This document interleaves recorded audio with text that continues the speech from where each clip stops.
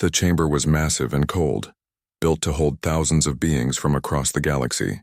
Captain Jake Morrison stood in the center with his small team of 4 other humans. Around them sat representatives from 47 different alien species, each one ancient and powerful. Earth had only joined the galactic community 15 years ago, and humans were still considered newcomers, barely worth noticing. Jake kept his hands behind his back and his face calm. Next to him stood Dr. Lisa Grant, a physicist with dark eyes that burned with determination. On his other side was Commander Paul Davis, the military expert who never smiled. Behind them were Sophie Blake, an engineer who could build anything, and Dr. Henry Cole, a scientist who understood numbers better than people. The alien at the front of the chamber was Ambassador Kelth from the Vexori Collective. His body looked like it was made of living crystal that caught the light and threw rainbow patterns across the walls. When he spoke, his voice came through a translator that made it sound flat and emotionless. Ambassador Kelth raised one crystalline arm, and the chamber fell silent.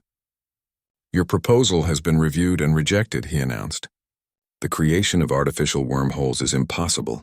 17 species have tried over the past 1,000 years. All of them failed. Many died in the attempt." Lisa stepped forward before Jake could stop her. "Ambassador, with respect, none of those species had our theoretical framework. We have solved the energy problem. The mathematics work. We can prove it." A sound rippled through the chamber that might have been laughter. A being made of gas inside a pressure suit spoke through its own translator. "You have been traveling in space for barely 100 years. What could primitive humans possibly know that we do not?" Jake felt Paul tense beside him, but the commander stayed quiet. Sophie was looking at her tablet again, checking the numbers one more time as if they might convince these ancient beings to change their minds. They would not. Henry Cole spoke up, his voice quiet but clear in the huge space. "We understand what it means to be desperate.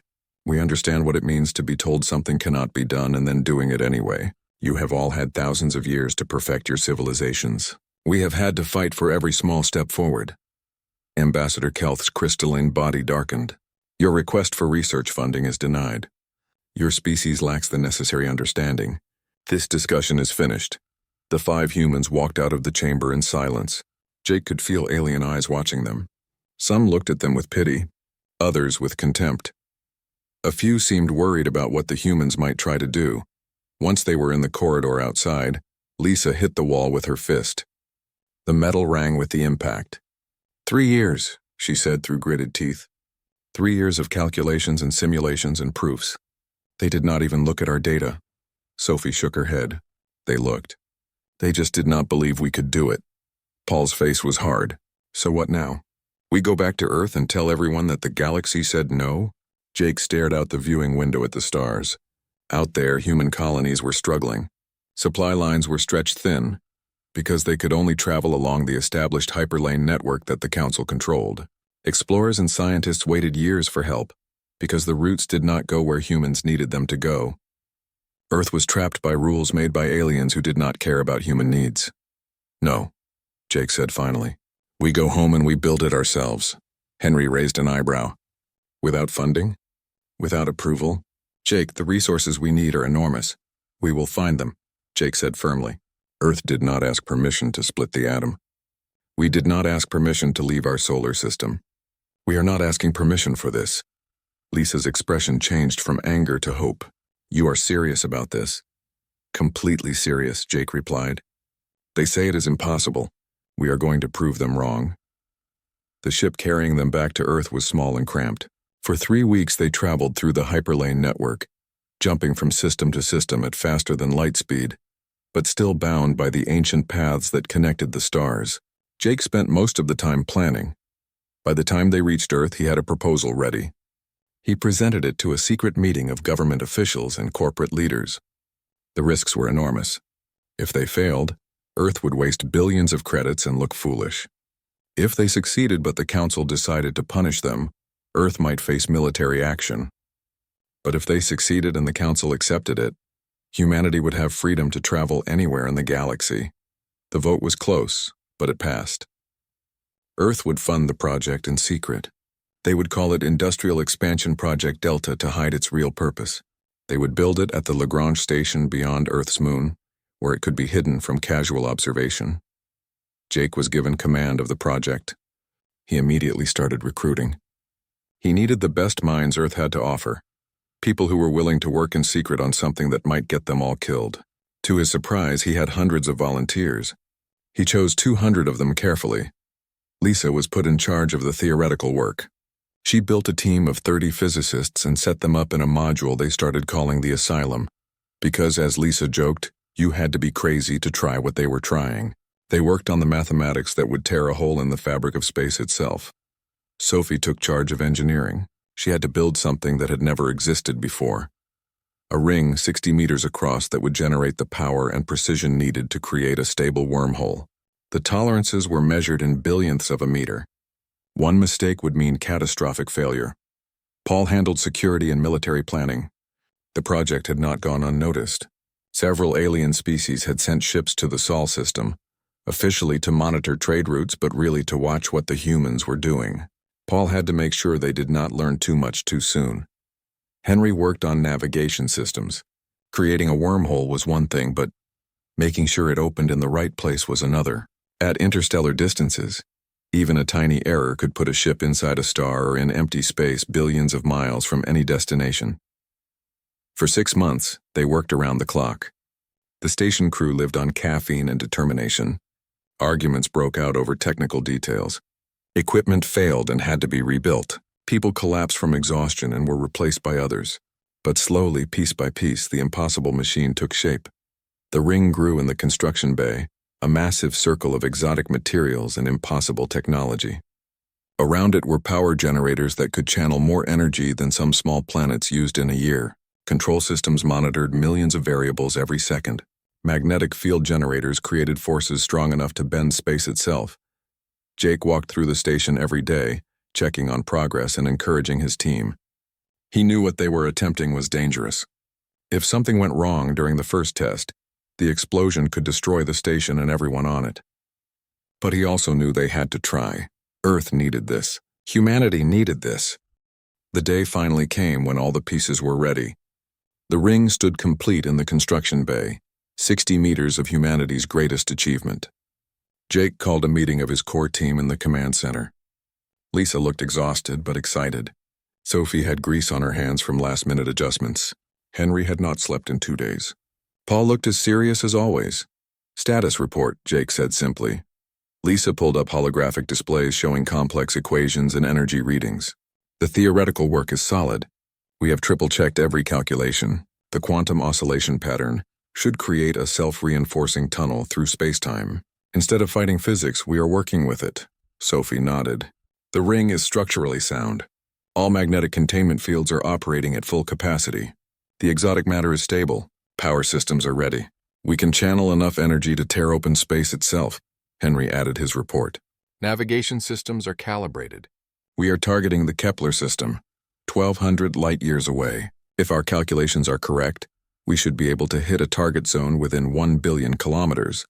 And if the calculations are wrong," Jake asked, "then we could open a wormhole into a star or into the past or into a region of space that does not exist anymore." Henry said bluntly, "But the calculations are not wrong. I have checked them myself." Paul was the last to speak. "We have 38 alien vessels in the Sol system now, all watching us. They know we are building something big. When we power up the ring, they will see the energy signature. Some of them might try to interfere. Can you stop them?" Jake asked. "For long enough," Paul replied.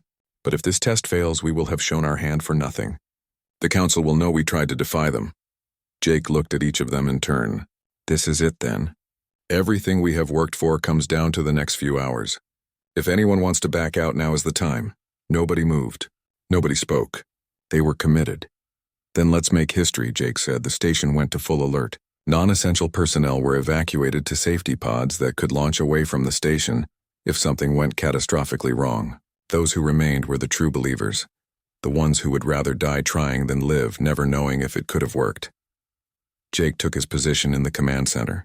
Around him, screens showed every aspect of the threshold drive system. Lisa was at the physics station with her team monitoring quantum fluctuations. Sophie supervised the engineering console, ready to emergency shutdown if needed.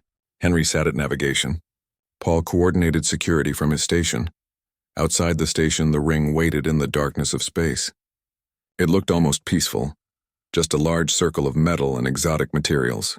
But Jake knew what it contained. Inside that ring was enough power to light up a city for a year.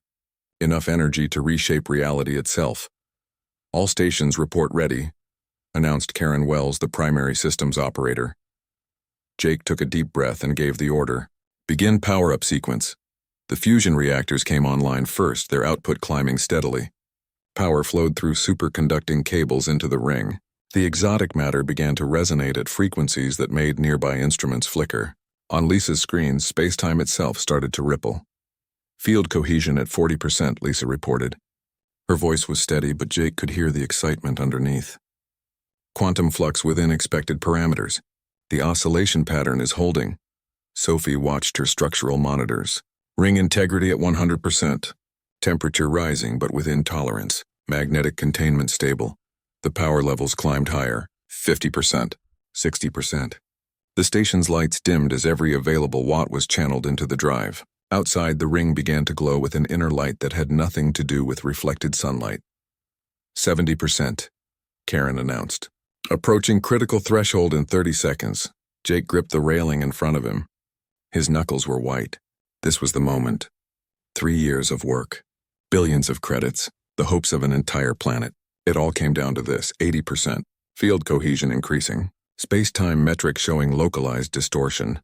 On the main screen, Jake could see it starting to happen. The space at the center of the ring was changing. It looked like heat shimmer on a hot day, except this shimmer bent light in ways that should not be possible. Stars visible through the ring were in the wrong positions. 90%. Approaching critical mass. Lisa's voice was tight with concentration. "Quantum coherence holding. The oscillation is working exactly as predicted. The space-time foam is helping maintain the structure." 100%, Karen said. "Full power." For a moment, everything hung in balance. The ring glowed brighter than the sun. Energy readings went off the scale. Then the universe screamed. The center of the ring tore open. Space peeled back like paper, revealing something beyond. It was not a hole. It was a tunnel, a corridor through the fabric of reality.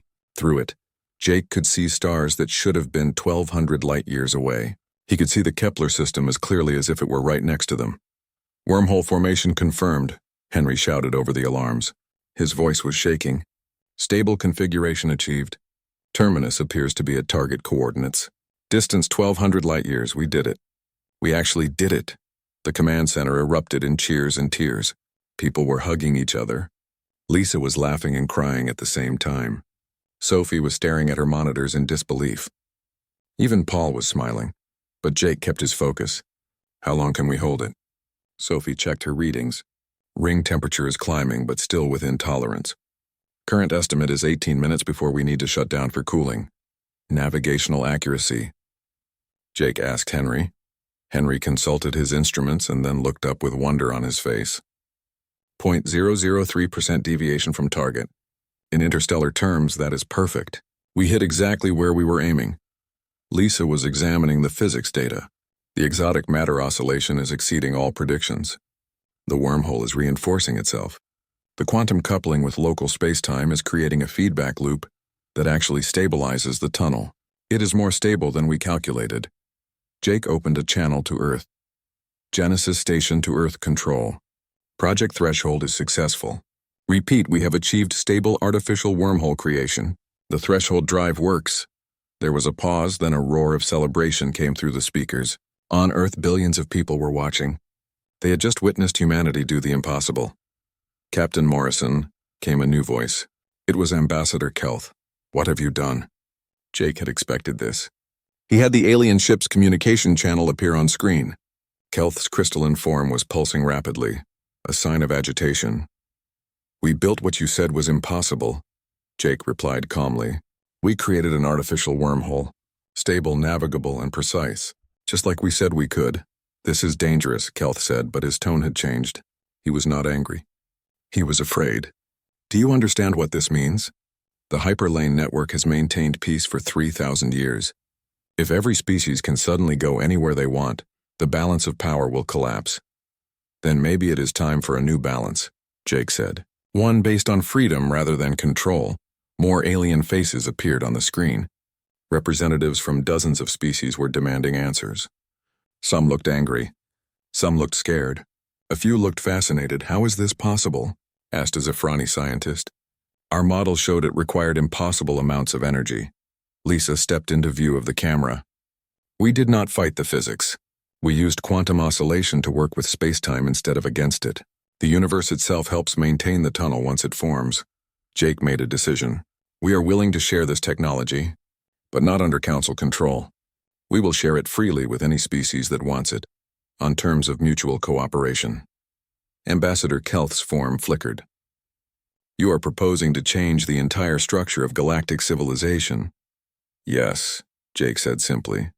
"We are." The wormhole had been open for 15 minutes. Jake gave the order to begin shutdown. The power levels decreased gradually. The tunnel through space began to collapse, folding in on itself. Within seconds, it was gone as if it had never existed. Space returned to normal. The stars were back in their proper positions. Sophie reported good news. "All systems nominal. The ring shows minimal stress. We can do this again whenever we are ready." Jake looked at his team. They had done it. They had proven that humanity could achieve what the galaxy's elder races said was impossible. The response came faster than Jake expected. Within 2 days, the Sol system was filled with alien warships.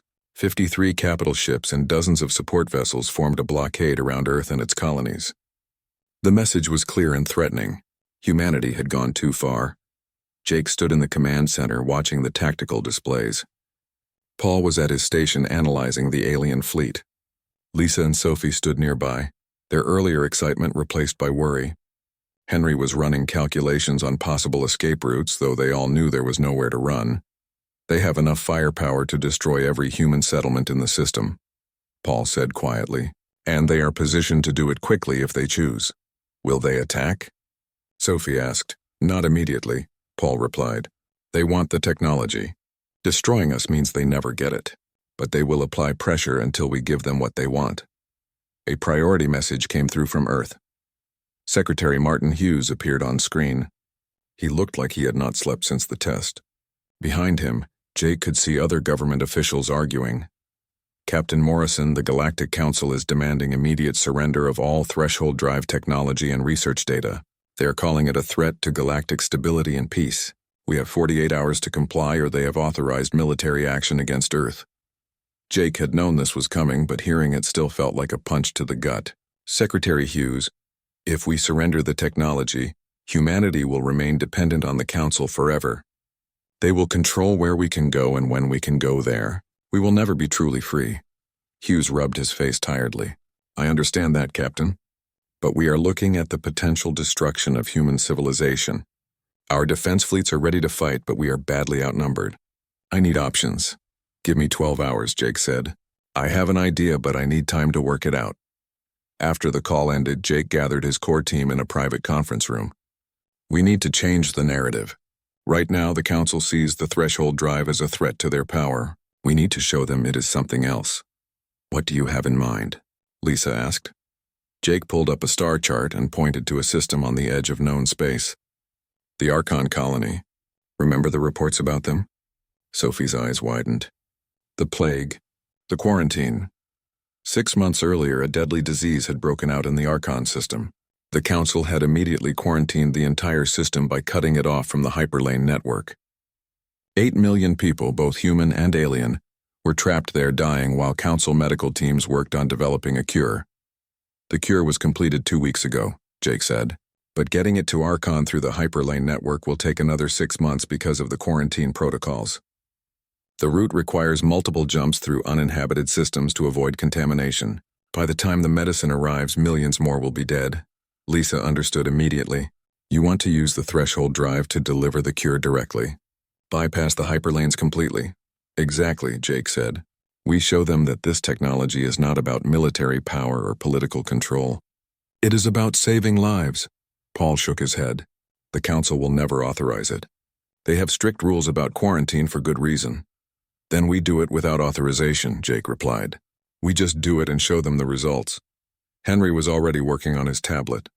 "Archon is almost 4,000 light-years away. That is 3 times farther than our test jump. The power requirements will be enormous. Can it be done? Jake asked. Henry met his eyes. Theoretically, yes. The oscillation should scale up to longer distances. But the risks increase too. At 4,000 light-years, even a tiny navigation error could be catastrophic. I will go, Jake said firmly. I will take a small ship through the wormhole, deliver the cure, and come back. Who wants to come with me? Everyone volunteered immediately, but Jake chose carefully. He needed Lisa to stay at Genesis Station to operate the threshold drive. Paul needed to coordinate with Earth's defense fleet. That left Sophie and Henry. Both insisted on going. They selected a small courier ship called the Defiant. It was fast and maneuverable, perfect for a quick mission. They loaded it with medical supplies from Earth's stockpiles, synthesized cure compounds, deployment equipment, and enough medicine to treat every infected person in Archon. We are not telling the Council until after it is done, Jake decided. If we ask permission first, they will say no and probably move to stop us immediately. If we succeed first, they cannot ignore what we accomplished.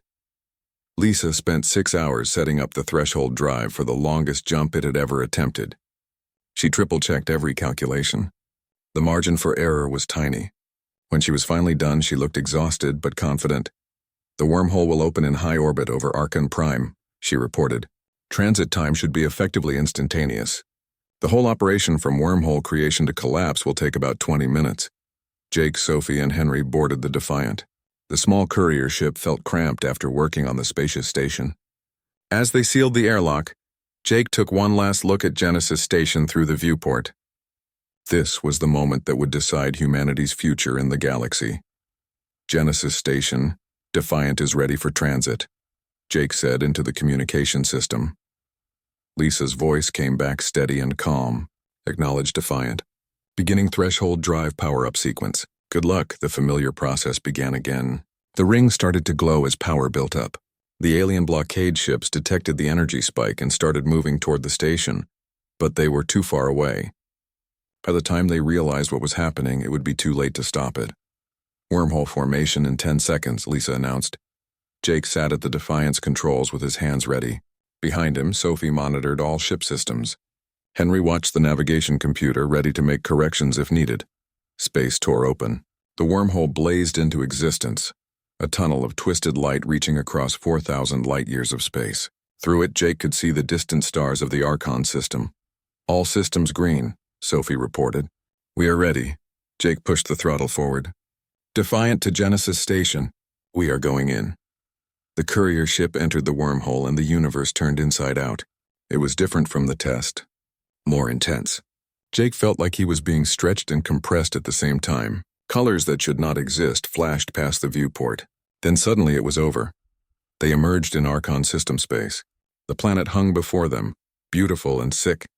The orbital stations were running on minimal power. Emergency broadcasts filled every communication channel. Position check, Jake said. Henry looked at his instruments with amazement. Navigation error less than 0.01%. We are exactly where we need to be. 4,000 light-years in an instant. Jake opened communications on all frequencies. This is Captain Jake Morrison of Earth Vessel Defiant to Archon Colony. We are carrying medical supplies and the cure for the plague. Requesting immediate docking clearance. There was shocked silence, then a rush of overlapping voices. Finally, one voice cut through. It was Commander Krath of Vexori who ran the main orbital station. Defiant, this is Archon Station. How did you get here? The hyperlane network is blocked by quarantine. We used a new technology, Jake replied. We created an artificial wormhole. We figured you needed these supplies more than we needed to follow Council protocols. The docking procedure went smoothly despite everyone's surprise. As Jake, Sophie, and Henry helped transfer the medical supplies, they were surrounded by grateful doctors and nurses from a dozen different species. Everyone was working together to receive the cure that would save millions of lives. Commander Krath approached Jake personally. His crystalline form pulsed with an emotion Jake had learned to recognize as gratitude. You risked punishment from the Council to bring us this. Why would you do that? Because it was the right thing to do, Jake said simply. And because we wanted to show what the threshold drive really is. It is not a weapon. It is a tool for helping people. Back at Genesis Station, Lisa was watching the alien blockade fleet. Something was changing. Ships were repositioning, but not in an attack formation. Several were actually backing away from Earth. Paul joined her at the observation window. We are getting multiple communication requests from the blockade commanders. They all want to know the same thing. Did Morrison really just travel 4,000 light years to deliver medical supplies? He did, Lisa confirmed. And he is about to come back. 3 hours later, the medical supplies had been distributed across Archon. Early reports said the cure was working even better than expected. The plague would be gone within weeks instead of months. Jake contacted Genesis Station. Defiant to Genesis Station. Mission accomplished. We are ready to come home. Lisa initiated the power-up sequence again. This time, dozens of alien ships watched with different eyes. They were not seeing a threat anymore. They were seeing possibility. The wormhole opened again and the Defiant came through in an instant. The small courier ship docked smoothly with Genesis Station. Jake and his crew were met with cheers and applause from everyone on the station. But there was no time to celebrate. Ambassador Kelth was waiting to speak with them. Jake cleaned up quickly and put on a fresh uniform. Then he went to the command center where the main communication screen showed not just Kelth, but the entire Galactic Council. Representatives from all 47 member species were present. This was bigger than he had expected. Captain Morrison, Ambassador Kelth began. His crystalline form was pulsing rapidly. You have defied Council authority. You violated quarantine protocols. You demonstrated a technology that challenges the entire structure of galactic civilization. Jake stood straight and prepared himself for whatever punishment was coming, but Kelth was not finished speaking. You have also saved 8 million lives. You proved that your artificial wormhole technology is not just a weapon or a power grab.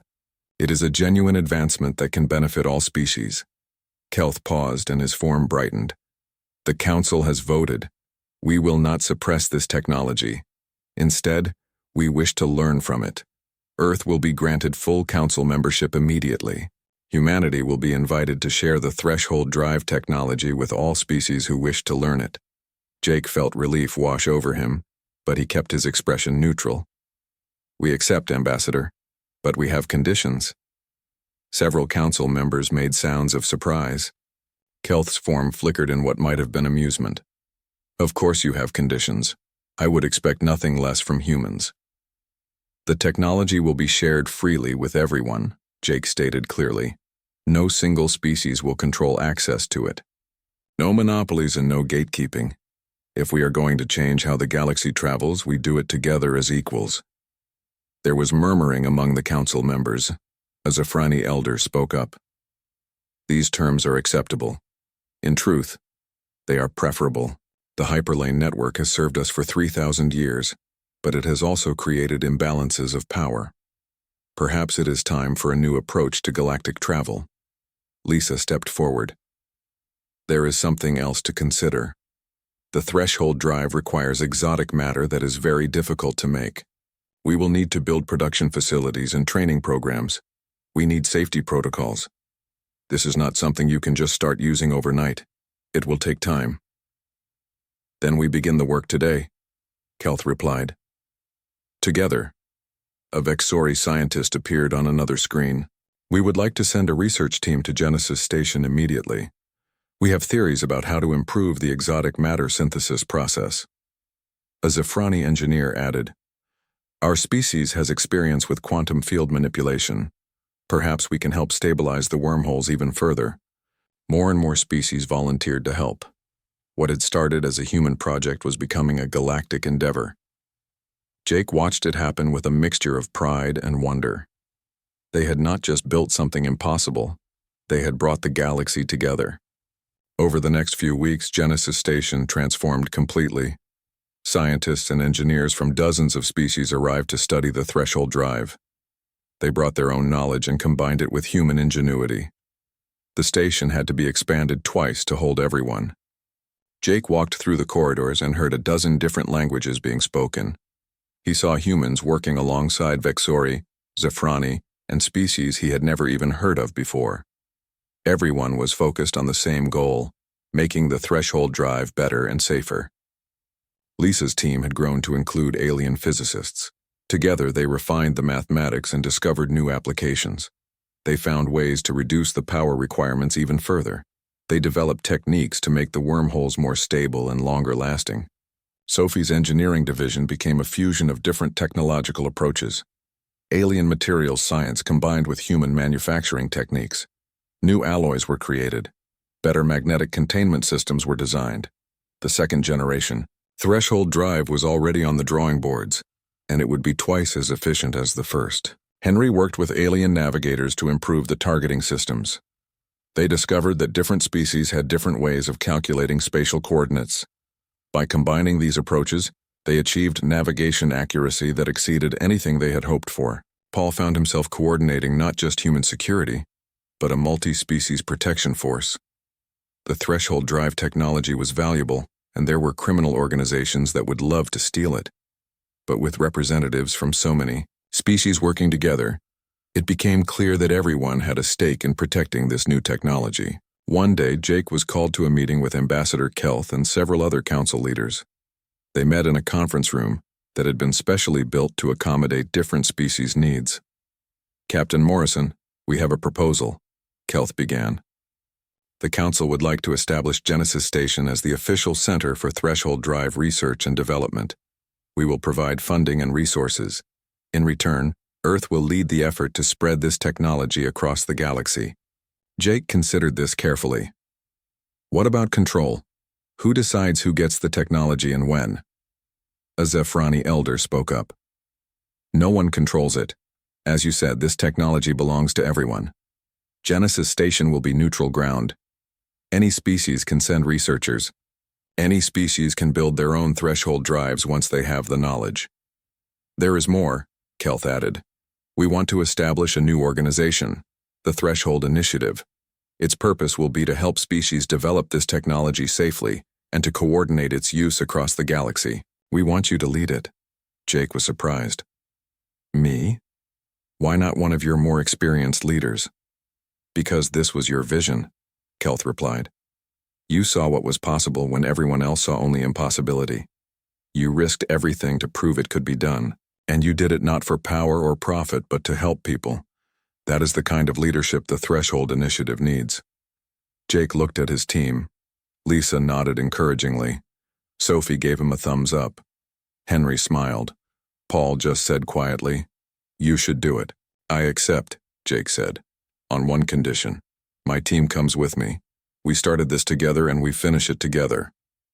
"Agreed," Kelth said immediately. The Threshold Initiative was officially established 1 month later. The ceremony was held on Genesis Station with representatives from every species in the galaxy present. Jake gave a short speech about cooperation and shared goals. Then they demonstrated the threshold drive for the assembled dignitaries. This time, they sent an unmanned probe through a wormhole to a system 15,000 light-years away. The probe arrived perfectly, took readings and returned through another wormhole. Round-trip time, 40 minutes. The distance it covered would have taken months using the hyperlane network. The implications were staggering. Any species with a threshold drive could now explore regions of the galaxy that had been unreachable. Scientific research could be conducted in places that were previously just theoretical. Trade could happen between systems that had never been connected before. But there were challenges too. Some species were nervous about the change. The hyperlane network had created a predictable structure. Everyone knew the routes. Everyone knew the travel times. The threshold drive made everything uncertain and new. There were also concerns about misuse. What would stop a hostile species from using the technology to attack others? How could you defend against an enemy that could appear anywhere instantly? Jake and the Threshold Initiative worked on these problems. They developed protocols and guidelines. They created a network of monitoring stations. They established rules about where wormholes could and could not be opened. It was not perfect, but it was a start. The first production run of threshold drives was completed 6 months after the technology was proven. 10 drives were built using the combined knowledge of human and alien engineers. They were installed on ships from different species as a test. Jake watched as a Vexori exploration vessel activated its threshold drive for the first time. The wormhole opened smoothly. The ship went through and emerged at its destination perfectly. A message came back minutes later. Complete success. One by one, the other test ships reported the same thing. The technology worked. It was reliable. It was safe when used correctly. The age of the threshold drive had truly begun. Lisa found Jake in the observation deck later that day. "Do you realize what we have done?" she asked quietly. "We proved them wrong," Jake replied. "More than that," Lisa said. "We changed everything. The galaxy will never be the same. Distances do not matter anymore. Any species can go anywhere. The old barriers are gone." Jake nodded slowly. That was always the goal. Freedom to explore. Freedom to help people who need it. And we did it by working together, Lisa added. Not just humans, but everyone. That might be the most important part. Jake agreed. The technology was impressive, but the cooperation it had sparked was even more valuable. Species that had barely talked to each other before were now collaborating on projects. Old rivalries were being set aside. New friendships were being formed. 1 year after the first successful test, Genesis Station had grown into the largest research facility in the galaxy. Ships arrived daily from hundreds of different systems. The original 200 humans who had worked in secret had become a community of thousands from dozens of species. The station had been expanded so many times that it looked like a small city floating in space. Jake stood in his office looking out at the construction bay where 3 new threshold drives were being built. Each one incorporated improvements learned from the previous generation. They were more powerful, more efficient, and more reliable. Soon, any species that wanted one would be able to build their own. Lisa knocked on his door and entered without waiting for an answer. "You need to see this," she said, pulling up a holographic display. The Zafrani just proposed something incredible. The display showed a proposal for using the threshold drive to reach another galaxy. Not just traveling within the Milky Way, but jumping across the void to Andromeda. The distance was unimaginable, over 2 million light-years. "Can it be done?" Jake asked. "We think so," Lisa replied. Her eyes were shining with excitement. It would require a much larger drive and enormous power, but the physics work. "We could actually visit another galaxy." Jake shook his head in wonder. A year ago, they had been fighting just to prove that artificial wormholes were possible. Now they were talking about intergalactic travel. What would be the purpose? "Knowledge," Lisa said simply. "Pure exploration. The Zafrani want to know what is out there. Are there other civilizations in Andromeda? What can we learn from them?" It was exactly the kind of thinking that had driven humanity to the stars in the first place. Jake approved the project immediately. The Andromeda Initiative was born, a joint effort of multiple species to build a threshold drive large enough to bridge the gap between galaxies. Meanwhile, the practical applications of the technology continued to grow. Merchant ships equipped with threshold drives could now make trade runs that would have been impossible before. Remote colonies that had been isolated received regular supply deliveries. Scientific missions explored systems that had only been observed from a distance. Sophie came to find Jake one afternoon with good news. "We just completed the 50th threshold drive. Production is accelerating. Within another year, we estimate there will be over 500 drives in operation across the galaxy." "Any problems?" Jake asked. "Nothing serious," Sophie replied. "A few minor malfunctions, but nothing catastrophic. The safety protocols are working. The training programs are effective. People are learning to use the technology responsibly." That evening, Jake attended a ceremony celebrating the opening of a new exotic matter production facility. It was a joint venture between humans, Bexori, and 3 other species. The facility could produce enough exotic matter to build 10 threshold drives per month. Ambassador Kelth was present at the ceremony. He had become a good friend over the past year.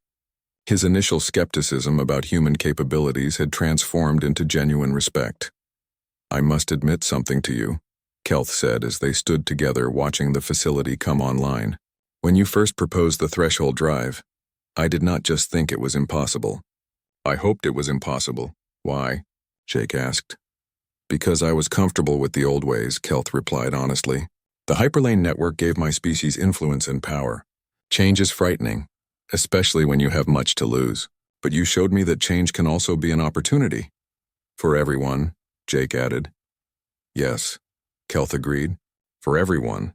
The galactic economy was transforming rapidly. Systems that had been on the edge of known space were suddenly central hubs. New trade routes appeared daily.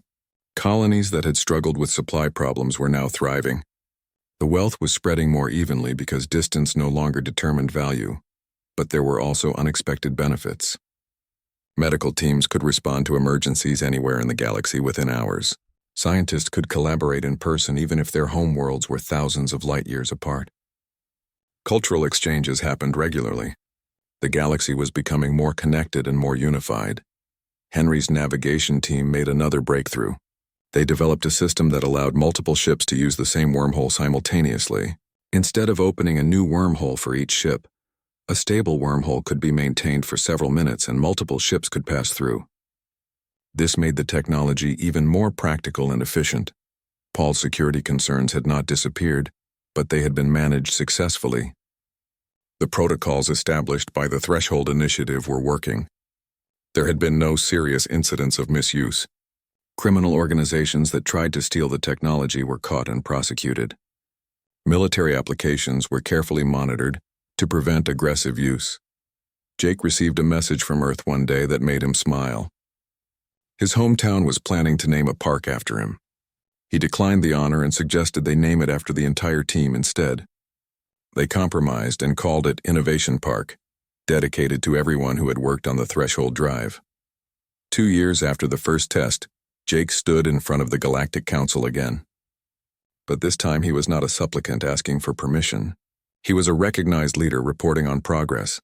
The Threshold Initiative has now helped 83 species develop their own Threshold drive capabilities, Jake reported. Over 800 drives are in operation. Safety record is excellent with only minor incidents. Economic benefits are being felt across the galaxy. Scientific discoveries are accelerating. What about the Andromeda Initiative? Asked a council member. Jake smiled. Construction of the intergalactic drive is ahead of schedule.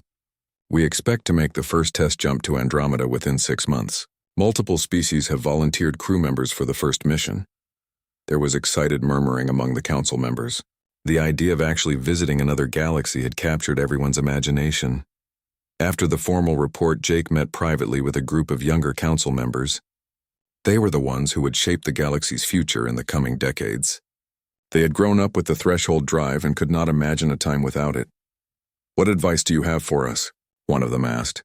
Jake thought carefully before answering. Never accept impossible as a final answer. When someone tells you something cannot be done, ask yourself why. Sometimes the reasons are good and you should listen, but sometimes the reasons are just fear of change. Learn to tell the difference. "Is there anything you would have done differently?" another asked. "I would have trusted more people sooner," Jake admitted. "We worked in secret for too long because we were afraid of interference. But once we started working with other species, everything got better. Collaboration is always stronger than isolation." Back at Genesis Station, Jake's original team had a quiet dinner together.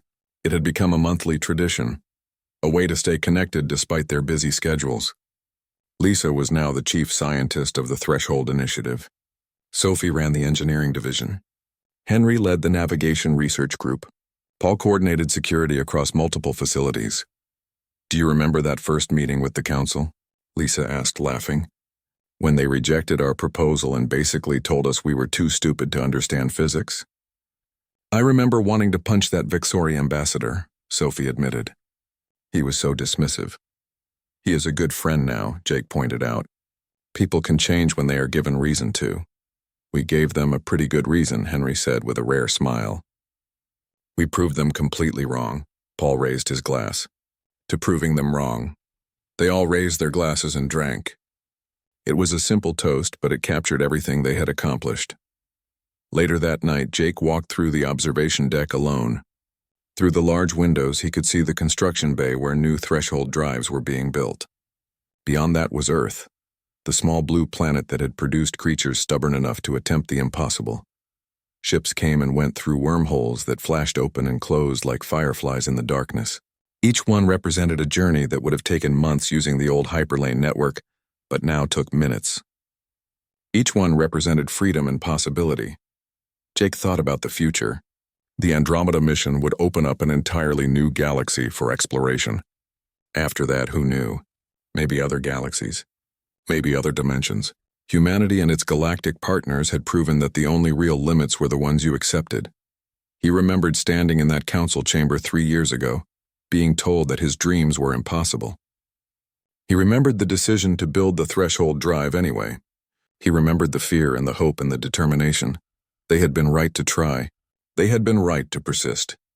They had been right to believe that impossible was just another word for not yet achieved. The galaxy would never be the same. The age of the hyperlanes was ending. The age of the threshold was fully begun. And somewhere out there in the vast darkness, there were still countless impossibilities waiting to be achieved. Jake Morrison and his team had proven that when someone says something cannot be done, the best response is not to argue. The best response is to go and do it anyway. A message came through on his personal communicator. It was from Lisa. The Andromeda drive had just completed its final test. Everything was ready.